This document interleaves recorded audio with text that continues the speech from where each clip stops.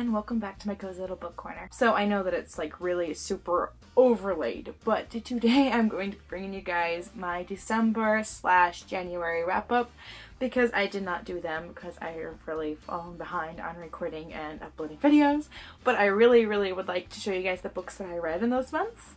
So I've decided to mash them together though because I only read one book in December and I didn't think that it was worth its own video by itself. That'd just be like a 2-second long video. So I would just tack it onto this one and yeah. So without further ado, I'll just get into the books. So the book that I read inside December was Scepter of the Ancients by Dirk Landy. This is the first book inside of a middle grade series called Scoldry Pleasant. I actually really enjoyed this book. I gave it a 4.5 stars. This is a story, a supernatural detective series, I guess is the way to put it. So it's about a girl named Stephanie, and she just lives a normal life, and then one day her uncle dies, and everyone thinks it's just a natural cause. They died of a heart attack, but she's not convinced that it is. And it turns out that when he died, he left her most of his money, his lands, his house, and just everything because her uncle was a very famous author. And so she thinks she owes it to him to at least figure out if he was actually died of natural causes or if he was murdered.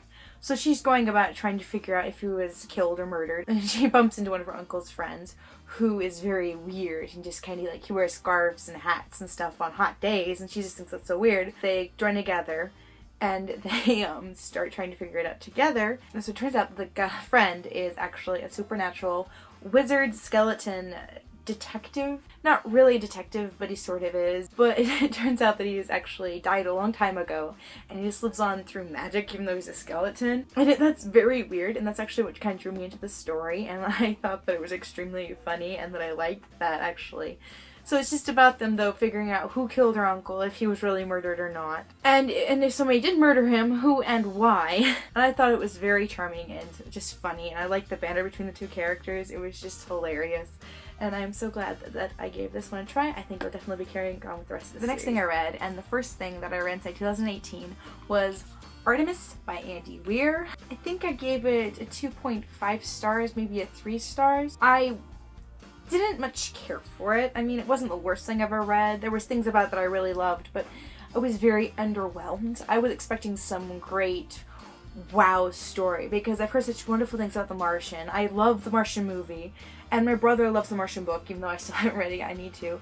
But I was just expecting something more than what I got out of this. I mean, the plot was amazing. I loved the plot. The plot was just, it was complicated, but like not so complicated that you can understand what's going on, and even like the technical terms that I wouldn't understand because I don't know much about science or technical stuff. He explained it to the point that I could understand it, and he just did a very good job of making sure that the reader didn't get lost and they kept up with him. But I didn't much care for the stories or the characters. I found them very lacking and unlikable.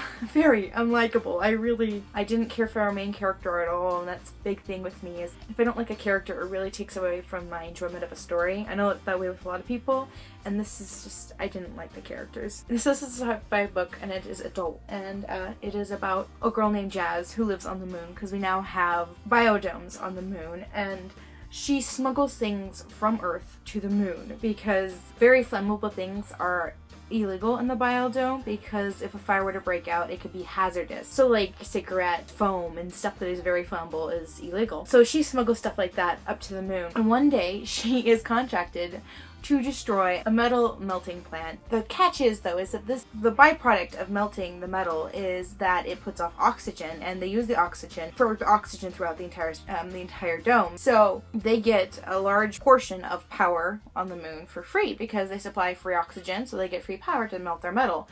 Well, somebody wants the contract that allows them to have a ton of power, and so he hires her to destroy the plant, and he has enough oxygen saved that he can supply it for the entire biodomes for a year, and by then he will have his own plant set up and he will be making metal to supply with oxygen. So she's hired to destroy the plant, and of course she takes the deal because he offers her a lot of money. And I'm just going to leave it there because if I tell you anymore it would get spoilery. And the plot was very awesome. so I don't want to spoil it for anyone. I'm very disappointed because it had so much potential, and I really, really did like the plot, just not the characters. Next up, I read Duels and Deception by Cindy Ainsley, and I give this book a 4 out of 5 stars. I really, really did enjoy it. It feels like Jane Austen, like it's about witty, smart girls who are kind of sassy. The main character here kind of remind me like of one of Jane Austen's heroines. It's about a girl whose father died, and before he died though, he picked out her husband, so like when so many years pass, she's gonna get married to this guy, and she wants to, you know, she's all happy about that. I think she's supposed to get married to him on her 18th birthday, but she wants to move up the contract for marriage because her uncle is running the state into the ground, and her uncle is her guardian. Her uncle, being her guardian, gets a portion of the income that the estate makes each year. He gets a certain percentage, and he is making rash decisions based on the immediate income he will get, and not thinking of the long-term effects it'll have on the estate, because he wants to make his money, and he wants to get as much as he can before she becomes age, or she'll marry, and then he gets no more money. So he's making very rash decisions, and so she wants to move the contract so she can make it so she can kind of get more control in the decisions that are made, so he stops making such stupid decisions. And when the contract is being signed, she gets kidnapped. And the clerk who is signing up the contract goes and rescues her. But it's about them just trying to figure out who kidnapped her and to kind of act like nothing happened, because being kidnapped, like, her reputation could be ruined and everything. So they're just trying to figure out who kidnapped her and why. And it was very, very fun. Next up, I read Infinity by Shirley Ann Kenyon. I cannot say her name, so I'm just going to show you. But this is the first book inside of the Chronicles of Nick series. And I did not like this book. I give this book a 2 out of 5 stars. I really did not like it. It's like a demon hunter / werewolf vampire hunter book, sort of, only not. That's kind of the reasons why I didn't like it. I'm looking for a good demon hunter / vampire werewolf hunter, so that's the reason why I got this book, and I was extremely excited to read it. And I read it, and it is nothing like I hoped it would be or thought it would be. It is about a kid named Nick, whose father is a horrible person and is in jail, so he's living with his mother, and he is trying to just be the best person he can be to try and help her out, because she doesn't have a very good life. They don't live in a very, very rich part of town. They kind of live in the slums, yet he got into a nice, wealthy school on a scholarship, and so he's going to this wealthy, trying to be the best person he is, even though he's compelled to do evil things. Like, he always has evil thoughts, like he wants to do evil things, but he's just trying not to get in fights, not to cause trouble. And even though he's picked on constantly at school because he is a poor kid among very wealthy kids. And one day he is with his friends, and they tell him that they're doing a job for their boss, and they're gonna go scare some people that owe their boss some money. And so he agrees to go along with them, make a quick buck, but it turns out that they're actually just robbing an old tourist couple that comes by. And so he ends up saving them while his friends are very mad, and they end up almost killing him. They were going to kill him, but he gets rescued by a stranger. The stranger takes him to the hospital and calls his mother. When his mother comes, she's very mad. Well, the stranger pays for the hospital bill because the mother doesn't have the money to. It would just be too much. And so the mother doesn't want charity. It's like, let your son come work for me at my house, like be a secretary or just do chores, like take out the mail, take out the trash, and he can pay off his debt. One day when he's just trying to adjust to his new way of life, like going and helping out there and then going to school and everything, a zombie apocalypse breaks out. He discovers people at his school are not who he thought they were. It turns out that they are all vampires and werewolves, and they help trying to figure out where the zombie apocalypse breaks out from. And it turns out that he is actually a demon, but he is like meant to be evil, but he can be good, and if he's good, it'll like save the world. If he's evil, he'll destroy it.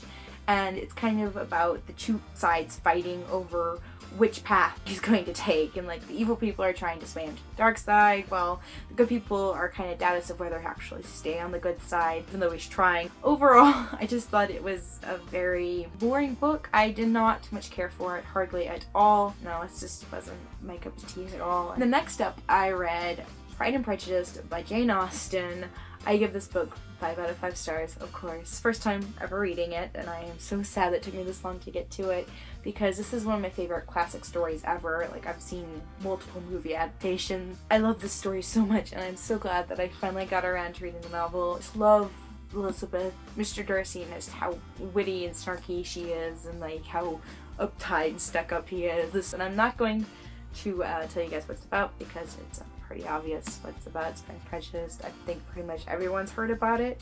So if you haven't heard about it, you don't have to look that far to figure out what it's about. So I'm just not going to. Plus, if I get started talking about this book, I may never shut up. So yeah, 5 out of 5 stars. Really loved it.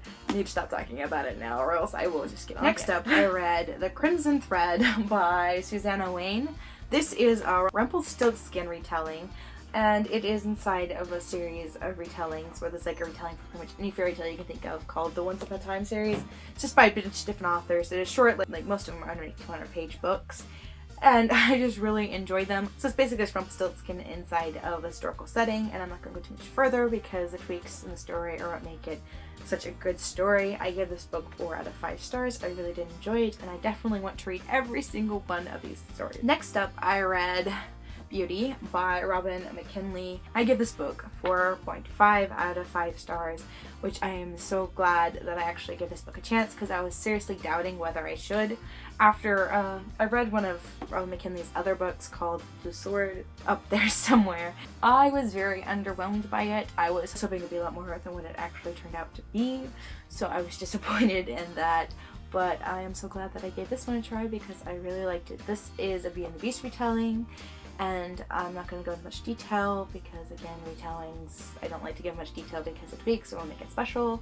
I just am going to say that I think that she did a very good job of keeping the characters feeling like themselves. Like, the Beast felt like Beast from Beauty and the Beast, and Belle felt like herself. They didn't feel like complete different characters. So glad that I gave this a chance. Next up, I read Snow by Tracy Lynn. This book I gave it 4 out of 5 stars. It is another book inside of the Once Upon a Time series, and this is of course a Snow White retelling. Again, not going to go into much detail because retelling twists will make it special. And I'm just going to say that I really love this book. It is like basically historical magic. It was so good, and I think that this is probably my favorite one that I have read in the series so far. I've only read 3 in the series so far, but this is definitely. And then last but certainly not least, for January, I read Belle Epiquette by Elizabeth Ross. I think it's Belle Epiquette. I'm not certain. I think it's something in French because it's a French book. I'm still not certain about that because I don't speak French, so I don't know if it is French or not. It sounds French though, so. This book, I picked it up completely on a whim. I bought it on a whim, and I'm so glad I did. I gave this book 3.5 out of 5 stars. It didn't quite make it to 4 stars, but it was really good nevertheless, and it really surprised me because I hardly knew anything about this book when I bought it. When I read it, it was completely on whim. I'm just like, I want to read that book. It's been sitting there for a minute. And so I read it, and it's just a unique concept. I've only heard of it once other time, and that is Duff. It's very close to Duff, where it's these beautiful rich ladies who want to make themselves stand out and shine. So they go to this agency which hires ugly ladies to follow them around, and they act like they're friends. And so people don't know that they actually hired them to make them look better. They just think that they're friends and that they're so happens to be ugly. It's about a girl who accidentally goes to the agency, and she figures out she's perfect for a job, but she's upset because she went there by accident. She's just flabbergasted that there's even an agency out there like that. So she's just so upset that she runs away, and then times get harder, and she's desperate for money, so she goes back. And main character Maud, so this girl hires Maud to be a companion and like Duff basically for her daughter, and the daughter doesn't know that Maud is there to make her look better and prettier. And so it's just about like a friendship that forms between them. And then eventually Maud begins to see that yes, the life of this lady that's rich and wealthy may look fashionable and perfect, but underneath of it you can see that there's cracks in it. Like, nobody's a true friend to anybody. They'd gladly stab anybody else in the back to make their standing in society look better. And that nobody's really happy even though they may seem that they're happy. These are all just like fake plastered on smiles that nobody really means. High society just isn't as great as it's made out to be.